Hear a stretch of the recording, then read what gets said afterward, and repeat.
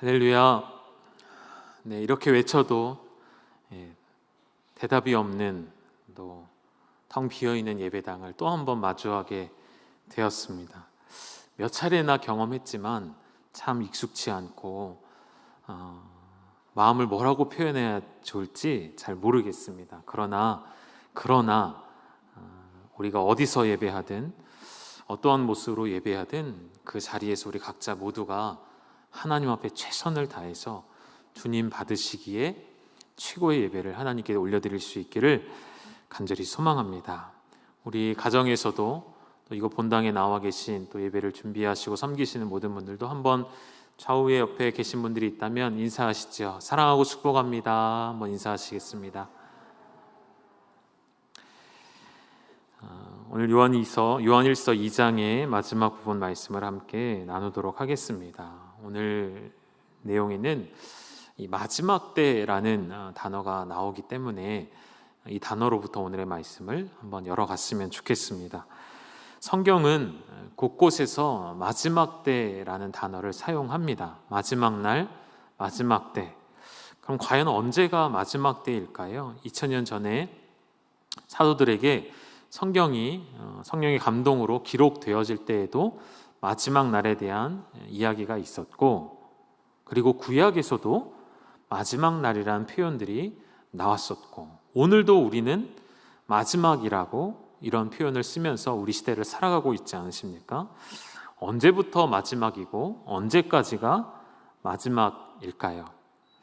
우리가 성경을 잘 생각해 본다면 이렇게 정리할 수 있을 것 같아요. 구약에서 말하는 마지막 날은 예수 그리스도의 오심을 말하는 것이고, 신약에서의 마지막은 예수 그리스도의 오심으로부터 그분의 다시 오시는 날까지 그 모든 날들이 다 마지막 때라고 말할 수가 있겠습니다. 짧은 시간이 아니죠. 우리가 오늘날 살아가는 시간을 모두 다 포함해서 주님 오신 이후에 인간의 시간으로 따진다면 약 2000년에 가까운 시간들이 마지막 때라는 단어 속에 진행이 되어져 왔던 것 같습니다. 우리 좀 더 확인을 해보신다면 히브리서 기자의 고백처럼 1장 1절을 보면 옛적의 선지자들을 통하여, 그러니까 하나님께서 당신을 나타내시고 당신의 뜻을 나타내신 방법들이 옛적은 언제죠? 구약의 시대, 옛 언약 시대를 말하는 것이죠. 그때에는 선지자들을 통해 말씀하시기도 하였고, 또는 여러 부분과 여러 모양으로 어떤 방법들로 당신들이 당신의 뜻을 우리 선조들에게 말씀하셨을까요? 구약에 나온 것처럼 하나님 여러 가지 방법들을 사용하셨습니다. 때로는 하나님께서 보이지 않는 형상으로, 때로는 눈에 어떠한 다른 형상으로, 때로는 당신의 사자를, 천사를 보내시기도 하셨고, 때로는 꿈으로도 환상으로도 많은 방법으로 구약 때에는 말씀을 하셨습니다. 그런데 1장 2절을 보면 이제 뭐라고 이야기하죠? 다시 이 모든 날 마지막에는 이라는 표현을 하죠. 이 모든 날 마지막에는 아들을 통하여 우리에게 말씀하셨다. 이걸 뒤집어서 한번 해석해 보십시오. 마지막 날은 언제라고요? 아들을 통하여 우리에게 말씀하신 때, 그때가 이 모든 날 마지막입니다. 아들을 통해 말씀하신 날이 언제입니까? 그가 이 땅에 인간으로 찾아오신 날이죠.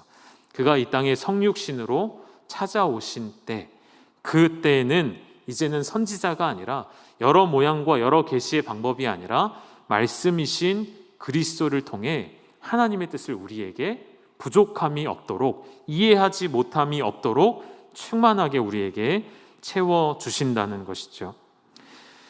그래서 여러분, 우리의 시간들은 지금도 마지막 시대이고요. 정확히 말한다면 마지막 때로부터 이제 진짜 마지막인 예수 그리스도의 재림을 기다리고 있는 것이죠. 그렇다면 한 가지 질문이 생길 수가 있을 것 같아요. 초대교회를 살아가던, 초대교회에 소속되어 있던 성도들은 어떤 마음가짐으로 살아갔냐면, 주님이 우리에게 약속하신 바를 들었기 때문에 내가 다시 오리라 하신 약속을 당장이라도, 내일이라도 오실 것과 같은 긴장감 속에 그들은 살아가고 있었습니다. 왜 하나님은 지금 2000년이 지난 이 세월 동안 예수 그리스도가 이 땅 가운데 오지 않으실 것을 이미 아시고 이미 하나님이 뜻 가운데 진행하고 계셨을 텐데 왜 초대교회 성도들에게 주님이 언제 오실지를 알려주지 않으셨을까요? 정말 그 마지막 때가 언제인지를 왜 가르쳐주지 않으셨을까요? 그래서 그들은 날마다 주님이 오실 것이라는 긴장감 속에 살아갈 수밖에 없게 만드셨을까요? 그 이유가 무엇이겠습니까?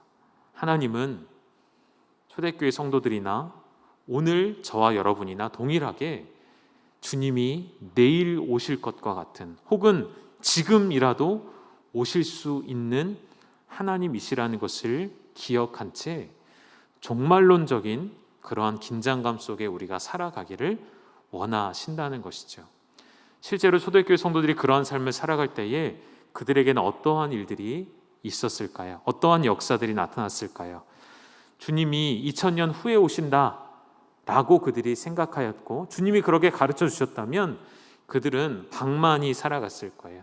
방임 가운데 살아갔을 거예요.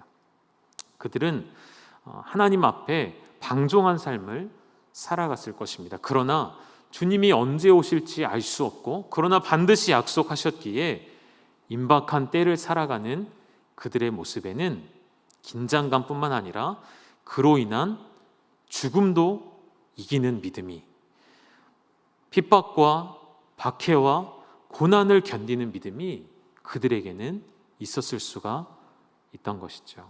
동일하게 하나님께서 여전히 우리에게 그 마지막 날이 언제인지를 알려주시지 않는 이유는 오늘도 우리가 이 땅을 살아갈 때에 반드시 그 약속의 때는 있기에 주님은 지금 당장이라도 오실 수 있으시며 오늘 밤에라도 오실 수 있으시며 내일 혹은 먼 훗날 언제 오실지 우리가 알 수 없기에 오늘도 우리에게 원하시는 바가 무엇이겠습니까? 이 건강한 긴장감 속에 종말론적인 긴장감 속에 주님 오실 길을 지금도 예비하며 준비하며 이 땅에서 당하게 되어지는 고통과 어려움과 환난을 능히 이기는 믿음으로 살아가기를 우리 주님이 원하십니다. 우리 사랑하는 열방교회 모든 가족 여러분, 그러한 믿음으로 살아가시기를 주님의 이름으로 축복합니다. 그러한 믿음으로 우리의 삶 속에 승리를 맛보시기를 주님의 이름으로 축복합니다. 마지막 때에 나타나는 현상들이 있어요. 성경에 기록된 대로 찾아본다면 일단 우리의 일상의 삶 속에 우리 안에 나타나는 현상들이 있다고 한다면 디모데후서 3장의 말씀들에 정리가 되어져 있습니다. 한번 띄워주시죠.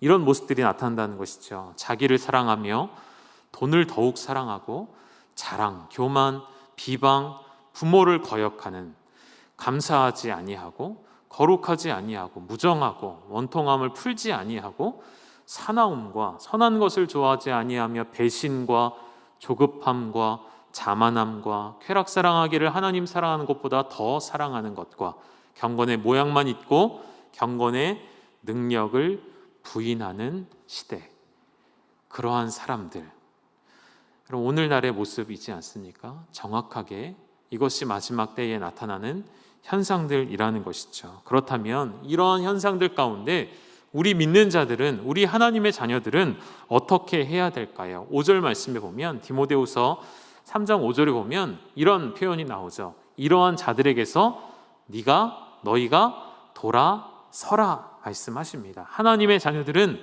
이러한 세상 가운데서 돌아서라는 것이죠. 어디로요? 무엇으로 돌아서라는 것이죠? 그 다음 구절도 한번 보여주시겠습니까?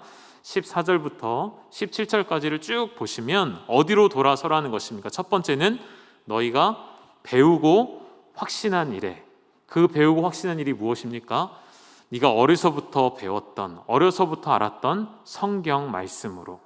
하나님 말씀은 어떤 능력이 있다고요? 능히 구원에 이르는 지혜가 있게 하는 그 말씀으로 돌아서라는 것이죠. 그래서 하나님 말씀은 마지막 16절, 17절에 뭐라고 표현되어 있냐면 여러분 잘 아시는 말씀이시죠. 모든 성경은 하나님의 감동으로 된 것으로 교훈과 책망과 바르게 함과 의로 교육하기에 유익하니 세상의 비방과 쾌락을 더 사랑함과 자만함과 교만함과 원수를 맺음과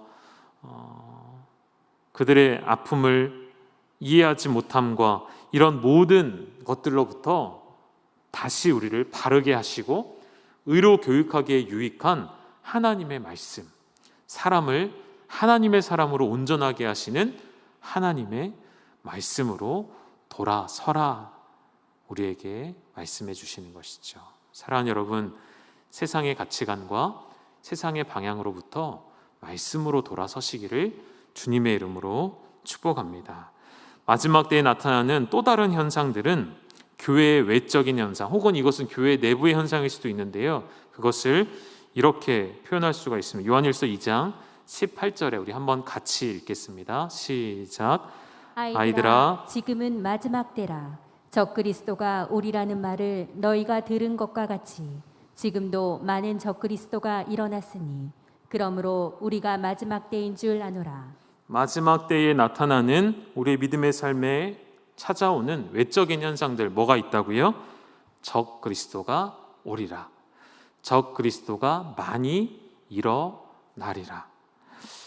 이 적그리스도라는 단어를 설명하려고 하는데요, 이 단어를 설명하려면 먼저 이 단어를 아셔야 될 것 같아요. 안티라는 단어, 많이 사용하는 단어이죠. 안티는 무엇을 반대한다 혹은 저항하다, 대항하다라는 뜻이에요. 요즘에는 뭐에 조금만 예를 들어 나를 반대하는 사람이다 그럼 그 사람을 향해 안티라고 이야기도 하죠. 여러분, 우리 어렸을 때 제가 생각해 보니까 집에서 이렇게 어딘가 좀 멍들고 다치면 꼭 바르는 약 이름이 있었어요. 그게 혹시 뭔지 기억나십니까? 초록색 안티프라민 기억나세요? 이 안티프라민이 생각이 나더라고요. 그래서 좀 찾아봤더니 안티는 우리가 알고 있는 그대로 안티이고요, 뒤에는 인플레임이라는 단어인데 이것이 이제 합쳐져서 프라민이라는 단어 우리가 이렇게 바꿔서 쓴 것 같아요. 뜻은 염증이라는 뜻입니다. 그래서 염증에 저항하는 이라는 뜻이 되겠죠. 그리고 우리 자매님들이 관심 갖고 있는 안티 에이징 무슨 뜻일까요? 에이징, 노화, 나이 든다는 것이죠. 그거에 저항하는 기능성 화장품들을 안티 에이징에 효과가 있다 이렇게 쓰지 않습니까? 이런 안티라는 말은 그 앞에 붙게 되어서 그 뒤에 나오는 단어에 반대하며 저항하며 대항한다라는 뜻을 가지고 있어요. 근데 여러분, 적그리스도라는 말은 우리말로는 적그리스도인데요, 이해하기가 조금 어렵죠. 그러나 영어를 보거나 헬라어 원어를 보면, 우리 헬라어를 보여줄까요? 헬라어 원어에서부터 쓰여진 단어입니다. 안티 크리스토스. 이 안티라는 말이 감히 그리스도 앞에 붙게 된 거예요. 그럼 무슨 뜻이 되겠습니까?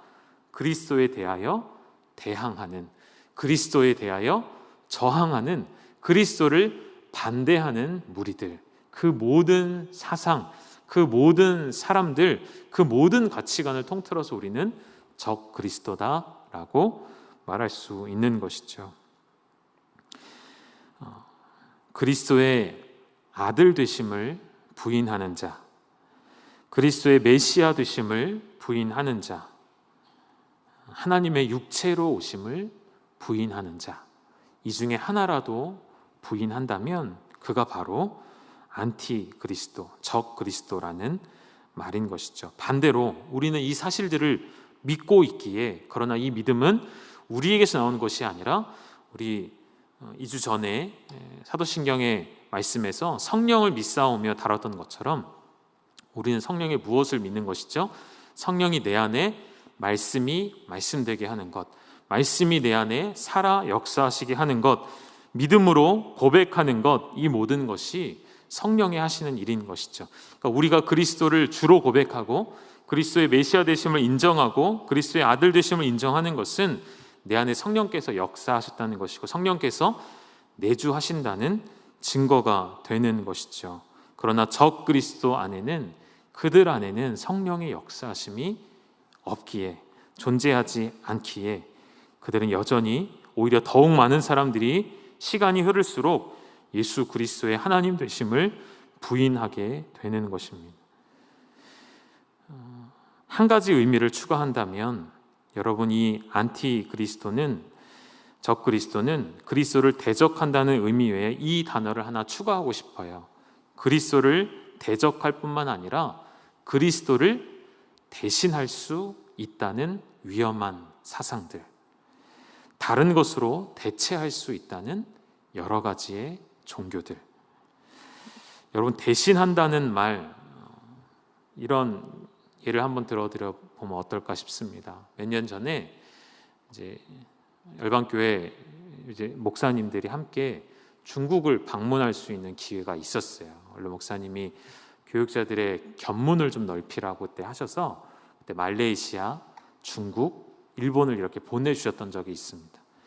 감사하게도 그 3번을 다 갔다 왔어요. 그래서 그때 우리 기억나실지 모르겠어요. 김승현 목사님, 김동진 목사님, 정철 목사님 이렇게 같이 이렇게 다녔었는데요. 중국에 갔을 때 선교사님들하고, 그러니까 현지 목회자 목사님들하고 대화를 나누면서 그런 얘기를 좀 들었어요. 우리가 흔히 말하는 그 가짜 가품 시장이 있잖아요.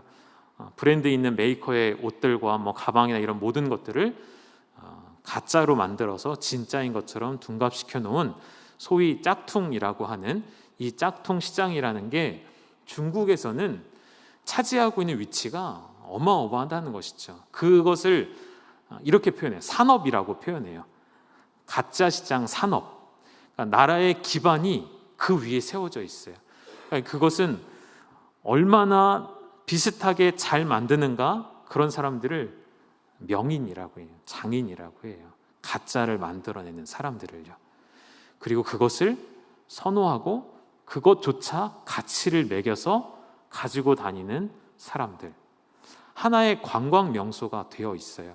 가짜 시장이요. 그럴 만큼 중국은 거품 위에 서 있는 것 같아요. 제가 드리고 싶은 말씀은, 여러분, 왜 그렇게 가짜에 목숨을 걸고 가짜에 힘을 기울일까요? 그것은 반대로 생각하면 그만큼 진짜의 가치가 위대하고 크다는 것이죠. 가짜를 만들어낼 만큼 진짜의 의미가, 진짜의 가치가 비교할 수 없을 만큼 놀랍고 크다는 것이죠. 여러분, 그리스도를 대신한다는 세상 사람들의 말들, 그리스도를 대신하려는 수없이 많은 거짓 사이비 종교들, 그것은 그만큼 그리스도의 가치가, 예수 그리스도의 존재가 위대하고 크시다는 것을 반증하는 의미인 것이죠. 한 가지의 의미를 더 붙인다면, 그리스도와 반대편에 서서 맞서 싸우는 자만 적 그리스도가 아니라 내가 그분을 대신할 수 있다는 오만과 편견, 아집, 그 모습 역시도 우리의 안에서는 적 그리스도의 모습이 될 수 있습니다. 외부에만 있는 것이 아니에요. 우리 안에 내가 하나님의 자리를 대신하려 하고 내가 그리스도의 능력과 그리스도의 보혈을 필요치 않을 때에, 그것이 바로 적 그리스도의 모습인 것이죠. 오늘도 그분 없이 내 힘으로 할 수 있다는 착각 속에 살아가고 있는 우리의 모든 행위들이 안티 크리스찬의 모습이라는 것이죠. 사랑하는 우리는 주님이 없으면 주님의 자리는 그 누구도 대신할 수가 없고, 주님이 계시지 않으면 아무것도 할 수 없는 존재임을 기억하셔서 다시 말씀으로 돌아서시기를 주님의 이름으로 축복합니다. 그래서 오늘 본문 가운데 요한이 설명해 놓은 적 그리스도의 특징과 하나님의 자녀의 특징이 무엇인지를 좀 정리를 해봤습니다. 이것으로 오늘 말씀을 좀 나누고 마치겠는데요. 같이 한번 보실까요? 먼저 적 그리스도의 특징은 이렇게 설명합니다. 첫 번째, 교회와 구별되어 있음을 이야기합니다. 9절은 19절의 말씀 한번 보실까요? 함께 읽겠습니다. 시작. 그들이 우리에게서 나갔으나 우리에게 속하지 아니하였나니 만일 우리에게 속하였더라면 우리와 함께 거하였으려니와 그들이 나간 것은 다 우리에게 속하지 아니함을 나타내려 함이니라. 어떤 표현을 쓰죠? 그들은 적그리스도를 의미하는 것입니다. 그들은 우리에게서 나간 존재라고 의미합니다. 이것을 우리가 오해하면 안 되겠죠. 어떤 상황과 어떤 이유로 교회를 옮기거나 교회를 떠나신 분들을 말하는 것이 아니고요. 이것은 아예 믿음에서 떠나간 자, 거짓된 진리를 참 진리인 것처럼 둔갑시켜서 믿음에서 떠나간 자들을 말하는 것입니다. 그러니까 당시 초대교회는 핍박과 박해와 때로는 감옥에 갇히기도 하고 매질을 당하는 그런 고통이 있는 때였죠. 동시에 교회 내부의 문제도 있었습니다. 적그리스도 혹은 거짓 교사로 일컬어지는 무리들이 한때는 공동체 안에서 함께 예배하였고 함께 하나님을 알아갔었습니다. 그런데 그들이 어느 순간 원수의 미혹에 넘어가서 참 교회를 떠나게 되었고, 그래서 그들 모두를 지칭하는 말로써 적그리스도를 표현한 것이죠. 이제 그들은 더 이상 하나님의 집, 하나님의 몸된 교회와는 상관이 없는 구별된 존재라고 이야기하고 있는 것이죠. 하나님과 죄가 함께 거할 수 없듯이, 빛과 어두움이 한 자리에 있을 수 없듯이, 진리와 비진리가 어울릴 수 없듯이 적 그리스도는 교회 안에 머물 수가 없는 것이죠. 두 번째 적 그리스도의 특징은 거짓말하는 자라고 요한은 이야기합니다. 우리 22절의 말씀 한 번 더 읽겠습니다. 시작. 거짓말하는 자가 누구냐? 예수께서 그리스도이심을 부인하는 자가 아니냐? 아버지와 아들을 부인하는 그가 적 그리스도니. 거짓말하는 자가 누구냐? 누가 거짓말장이라고요? 누가 거짓말하는 자라는 것이죠? 예수께서 그리스도이심을 부인하는 사람. 그러니까 이러한 자들이 교회 안에 있다는 거예요. 교회 안에 있는 교회의 구성원. 그런데 교회 안에 있지만, 교인이지만, 성도이지만 예수님이 그리스도라고 믿지 않는 사람들, 이해할 수 없는 일처럼 들리지만 우리가 이것을 조금 더 확대해 본다면 우리에게도 해당이 될 수 있는 말씀입니다. 이렇게 바꿔보면 어떨까요? 성도이지만, 혹은 목회자이지만, 혹은 모태신앙이지만, 독실한 그리스도인이라고 불리우지만 왜 예수를 그리스도라 말하는지 알지 못한다면, 예수를 그리스도라고 가르치지만 예수가 왜 그리스도가 되셔야만 했는지를 알지 못한다면 저는 그건 역시도 예수가 그리스도이심을 부인하는 것이라 말씀드리고 싶습니다. 예수님이 왜 그리스도가 되시는지 고백할 수 없고 설명할 수 없다면 정말 여러분, 우리가 적 그리스도의 구별점 안에, 그 경계선 안에 서 있는 사람이라고 생각을 하셔야 합니다. 그래서 여러분, 교회는 그냥 왔다 갔다 하시면 절대 안 됩니다. 여러분께 한 번 더 권면하고 싶은 것은 이번 하반기에는 그동안 코로나 때문에 조금 멈춰져 있던 훈련들이 재개가 될 것인데요. 물론 상황에 따라 온라인으로 하게 될 확률이 높습니다. 온라인으로 하더라도 많이 참여하셨으면 좋겠어요. 심지어 했던 분이더라도 다시 확신반에 들어가 보시고, 다시 신앙장반에 들어가 보시고, 다시 제자반으로 들어가시고, 다시 또 뭐 있죠? 하나 빠뜨렸죠. 다시 DTS에 들어가 보시고, 저는 결코 헛된 시간 낭비가 아니라고 확신합니다.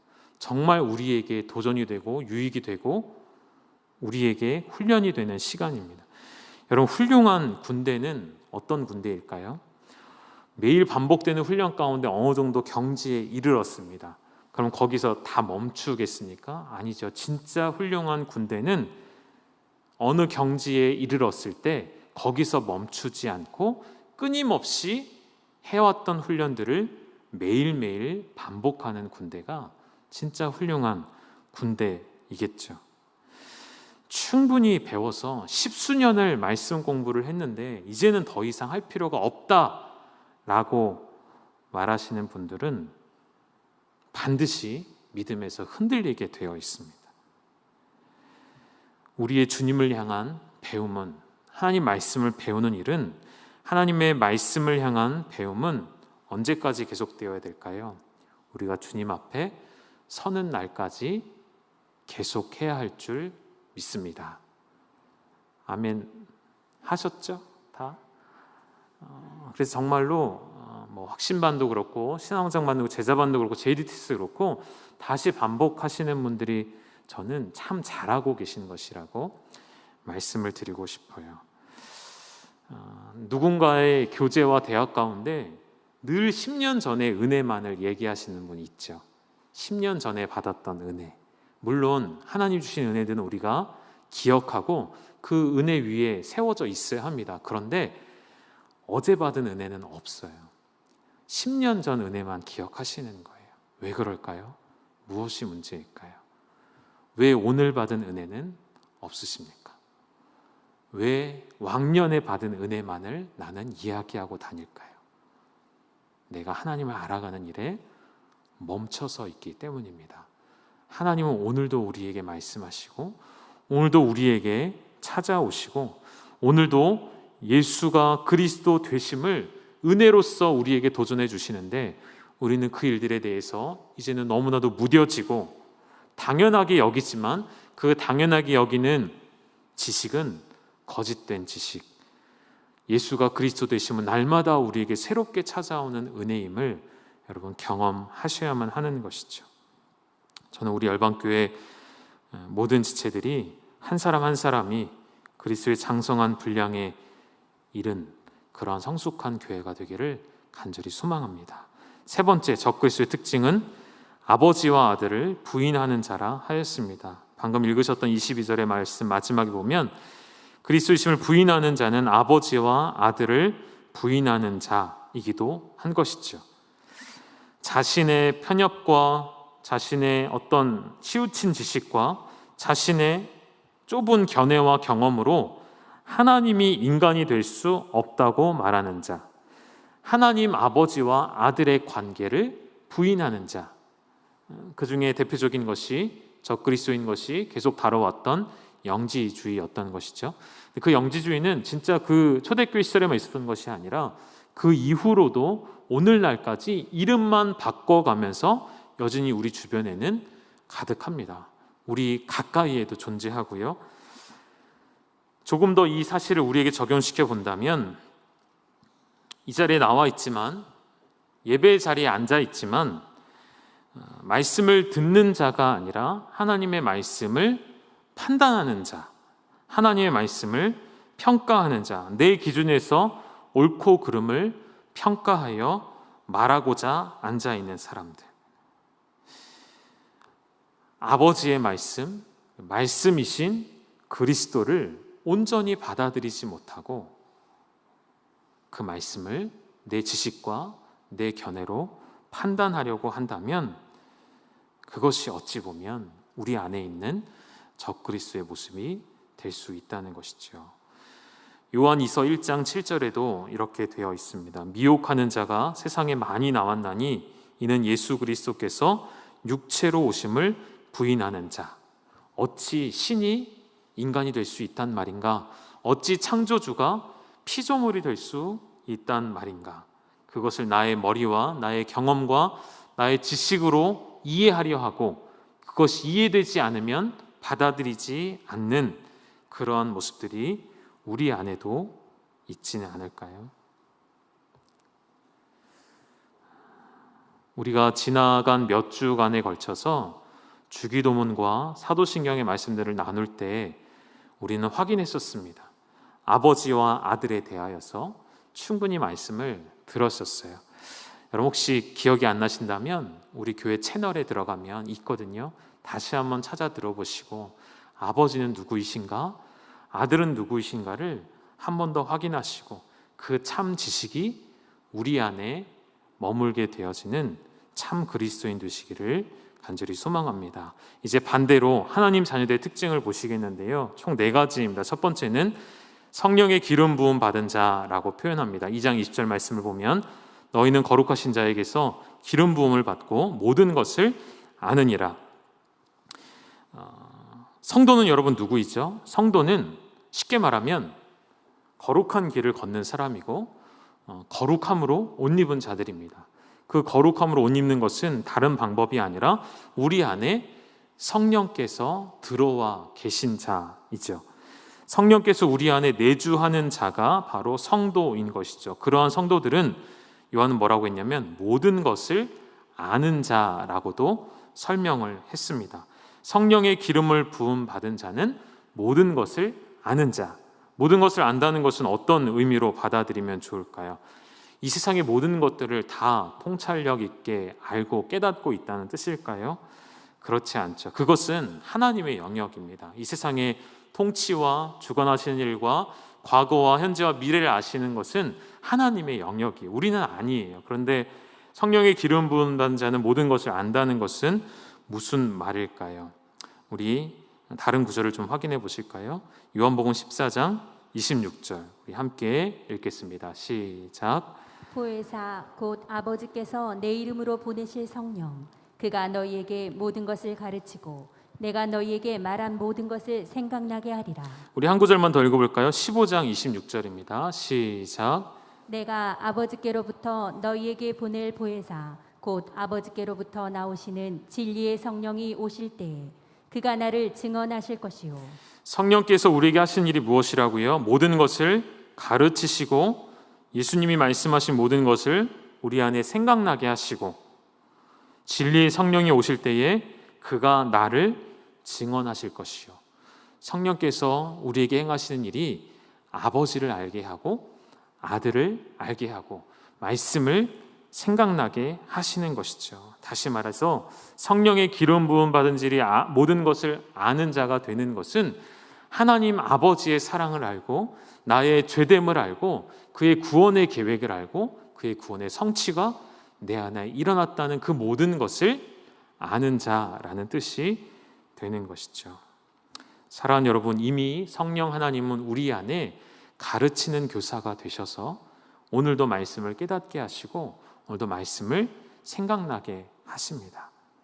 그로 인하여 우리는 모든 것을 알고 얻게 된 자가 되었음을 기억하셔야 합니다. 그것이 하나님의 자녀들의 특징인 것이죠. 두 번째는 들은 것이 거하게 된 자. 무슨 말이냐면 말씀 그대로인데요.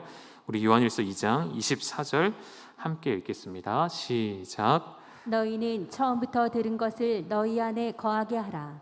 처음부터 들은 것이 너희 안에 거하면 너희가 아들과 아버지 안에 거하리라. 처음부터 들은 것이 너희 안에 있는가 있지 않는가, 그것이 하나님의 자녀인가 자녀가 아닌가를 판단하게 해주죠. 여러분 안에는 처음에 들었던 것, 그게 무엇입니까? 진리의 말씀, 복음이죠. 복음이 내 안에 머물러 있으십니까? 복음이 우리 안에 있습니까? 이 성경에 표현되어진 거한다라는 단어는 헬라어로 아주 기초 단어 중에 하나예요. 동사인데 메노라는 단어입니다. 메노라는 뜻은 거한다, 머무른다 이런 뜻인데요. 이것을 조금 더 확장된 의미로 설명할 수가 있어요. 그러니까 앞에 이런 상황을 붙이는 거죠.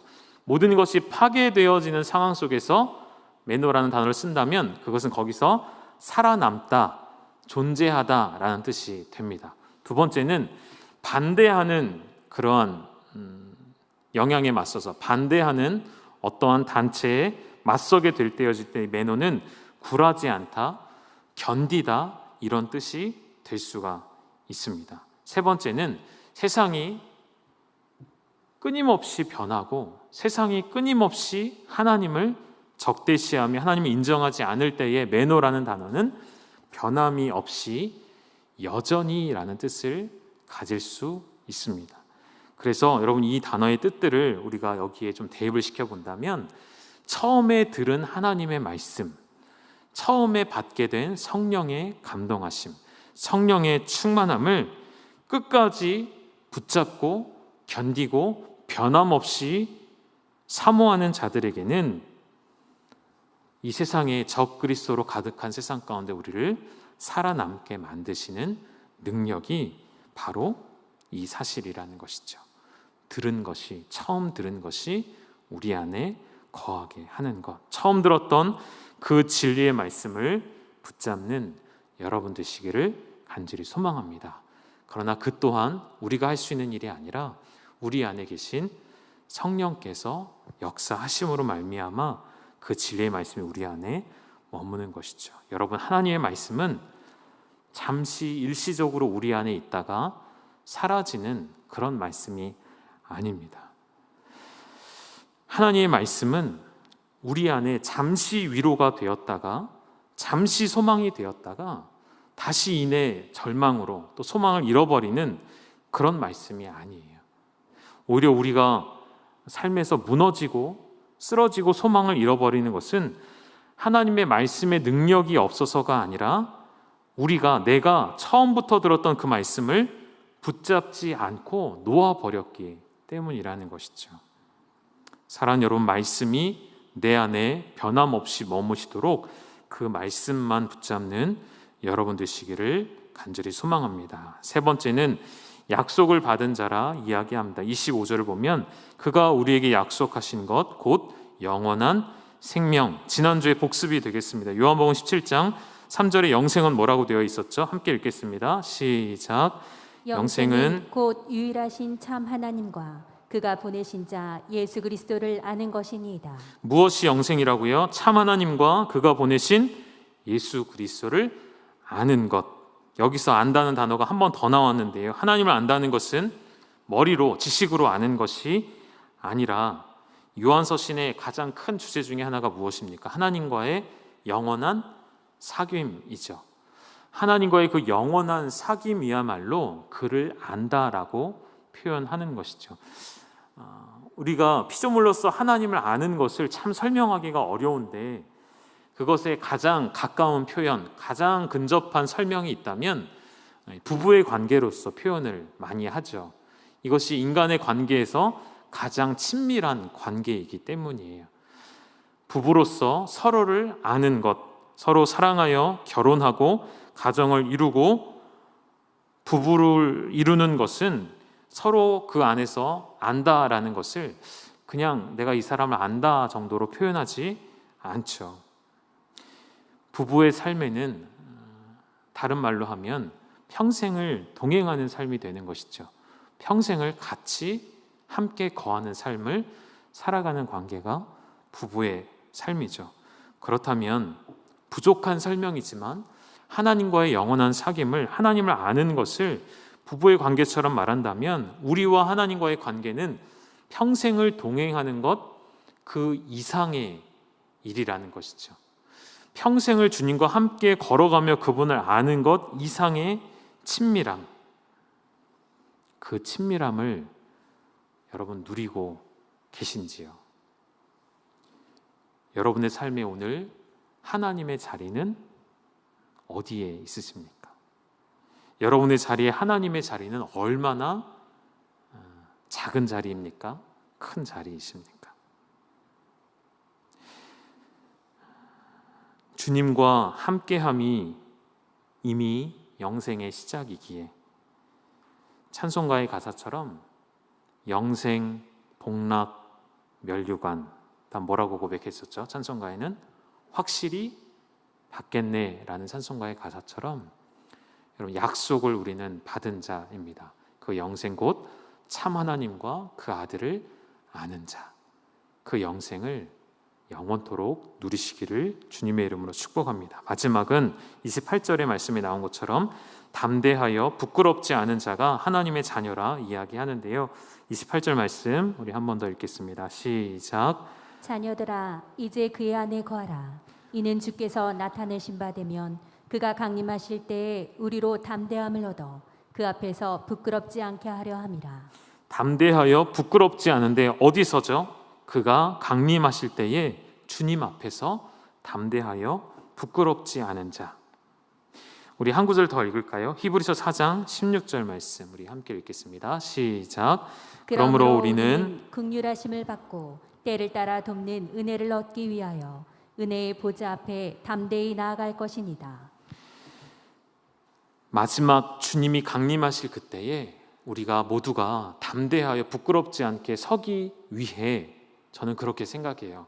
오늘도 이 예배의 자리에 나오신 것은 오늘 하나님의 은혜의 보좌 앞에 우리가 죄인 되었지만 담대히 나아가는 이유는 마지막 날 그분 앞에 서게 되어질 때에 그가 강림하실 그때에도 우리가 담대함으로 부끄럽지 아니하고 나아가기 위한 예행 연습, 그분의 존전을 찾아 들어가게 되어질 때에 그분의 존재 앞에 머물게 되어질 그날을 연습하는 오늘의 시간이라고 저는 생각이 되었습니다. 오늘도 우리는 주저하지 않고 머뭇거리지 않고 주님 주시는 은혜의 이 보좌 앞에 여러분 날마다 담대함으로 나아가시기를 주님의 이름으로 축복합니다. 표로 좀 정리를 해놨는데요, 마지막 우리 나눴던 내용들을 정리하면 적그리스도는 어떠한 자고 하나님의 자는 어떠한 자인지 설명을 해 놓았습니다. 여러분, 이 시대는 점점 더 적그리스도로 가득한 시대가 되어져 가는 것 같습니다. 우리의 시선과 우리의 초점은 누가 적그리스도인가, 적그리스도가 어디에 있는가, 거기에 주목할 필요가 없고요. 우리가 주목할 일은 무엇일까요? 나는 성령의 기름으로 충만한가? 나는 하나님의 말씀을 내 안에 머물도록 붙잡고 있는가? 나는 영생의 약속을 받아 누리고 있는가? 나는 오늘도 그 은혜의 보좌 앞에 담대히 부끄럽지 않게 나아가고 있는가? 이 일에 우리는 주목하고 이 일에 우리의 마음을 쏟아야 할 줄로 믿습니다. 하나님은 오늘 이 적그리스도로 가득한 세상 가운데 하나님의 하나님 되심을, 하나님의 왕 되심을 노래할 사람들을, 그리스도가 우리를 통치하며 진리로 다스리심을 외치는 그러한 사람들을 여전히 찾고 계십니다. 이러한 마지막 때에 저와 여러분이, 그리고 우리 열방교회가 그러한 사람 되기를 주님의 이름으로 축복합니다. 우리 함께 찬양하실 때에 우리 말씀을 들으셨던 내용을 생각하며 이 땅에 가득한 적 그리스도의 세력 앞에 하나님, 이곳에 우리 열방교회가 있고 이곳에 내가 있사오니 나를 통해 우리 왕이신 하나님이 높임을 받으시고 영원토록 당신의 이름이 높임을 받으시도록 진리로 다스리시는 그 주님을 찬양하는 우리의 삶이 될 수 있도록 우리 함께 찬양하셨으면 좋겠습니다. 왕이신 하나님, 왕이신 하나님 높임을 받으소서. 찬양하리라 영원히 높임을 받으실 그 이름 찬양하리라.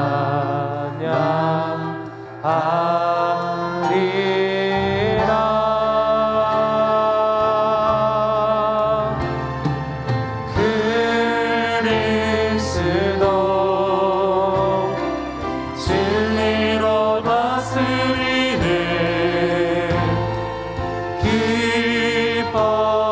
기뻐하라. 온 땅이여 찬양하라. 거룩하신 그 이름. 우리 이 시간 다 함께 자리에서 일어나셔서 한 번 더 고백하실까요? 왕이신 하나님, 왕이신 하나님 높임을 받으소서. 아멘. 찬양하리라 영원히 높임을 받으실 그 이름 찬양하리라.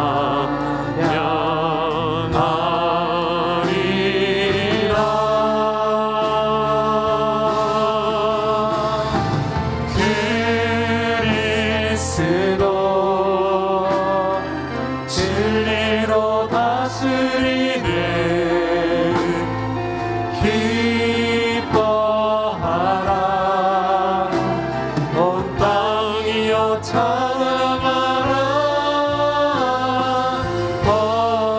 거룩하신 그 이름 높이리. 우리 한 번 더 고백하실까요? 온 세상 가운데 왕이신 하나님, 왕이신 하나님 높임을 받으소서. 찬양하리라 영원히 높임을 받으신 그 이름 찬양하리라.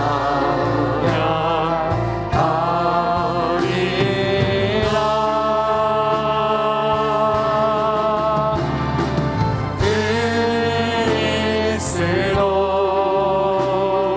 진리로 다스리네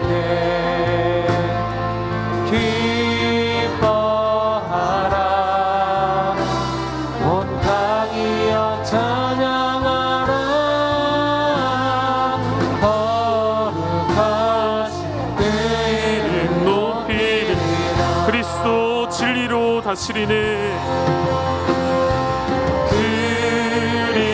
그리스도 진리로 다스리네. 기뻐하라 온 땅이여 찬양하라.